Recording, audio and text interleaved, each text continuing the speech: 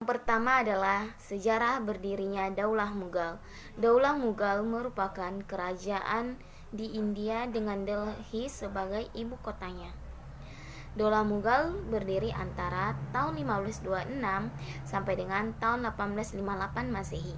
Daulah Mughal di India didirikan oleh pendatang dari Asia Tengah yang bernama Jaharuddin Muhammad Babur.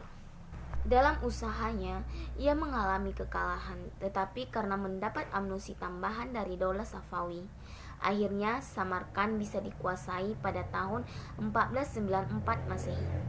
Setelah Samarkand, target berikutnya adalah Kabul atau ibu kota dari Afghanistan. Dan setelah Kabul berhasil ditaklukkan, Babur melanjutkan ekspansinya ke India. Pada saat itu, India mengalami krisis di bawah kepemimpinan Ibrahim Lodi. Kondisi dalam negeri diliputi kekacauan.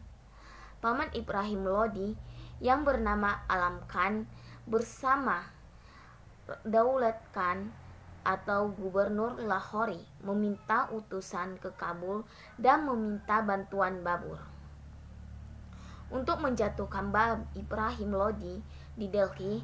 Kesempatan berikutnya tidak disia-siakan oleh Babur. Pada tahun 1525 Masehi, Punjab langsung dikuasai oleh Babur. Setelah Punjab dikuasai oleh Babur, beserta pasukannya bergerak ke Delhi. Ibrahim Lodi akhirnya berhasil dikalahkan dan meninggal dunia beserta ribuan tentaranya dalam pertempuran yang dahsyat di Panipat pada tanggal 21 April 1526 Masehi. Babur tampil sebagai pemenang dan kemudian menegakkan pemerintahannya di Delhi. Dengan itu, maka berdirilah Daulah Mughal di India. Daulah Mughal dipimpin oleh beberapa raja. Raja pertama adalah Jaharuddin Muhammad Babur, kedua Humayun, dan yang ketiga Jalaluddin Muhammad Akbar, keempat Nuruddin Muhammad Salim, kelima Shah Jahan, keenam Aurangzeb, ketujuh Bahadur Shah, kedelapan Jahandar, dan yang kesembilan Bahadur Shah.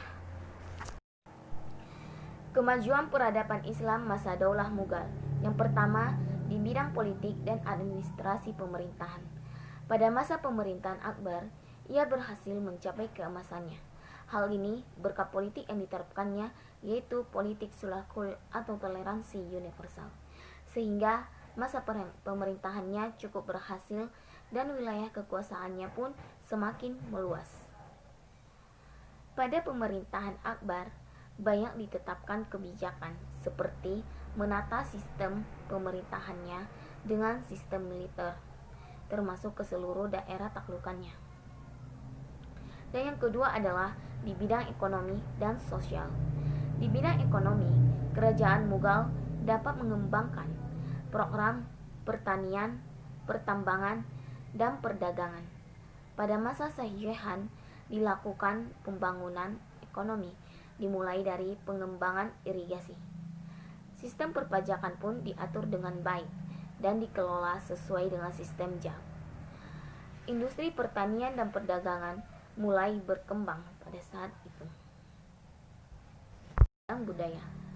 Hal ini ditandai dengan peninggalan pada masa Daulah Mughal, yaitu yang pertama Benteng Agra, dan yang kedua Benteng Merah, ketiga Taj Mahal, dan keempat Jama Masjid.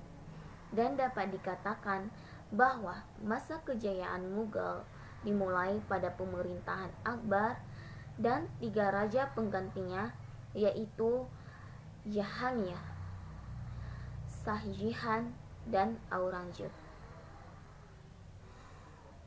Setelah itu, kerajaan Mughal tidak dapat dipertahankan oleh raja-raja berikutnya. Keempat, kemunduran peradaban Islam masa Daulah Mughal. Kemunduran Daulah Mughal disebabkan karena faktor-faktor, yaitu yang pertama terjadinya stagnasi dalam pembinaan kekuatan militer. Kedua, kemerosotan moral dalam hidup mewah di lingkungan istana yang mengakibatkan pemborosan dalam keuangan.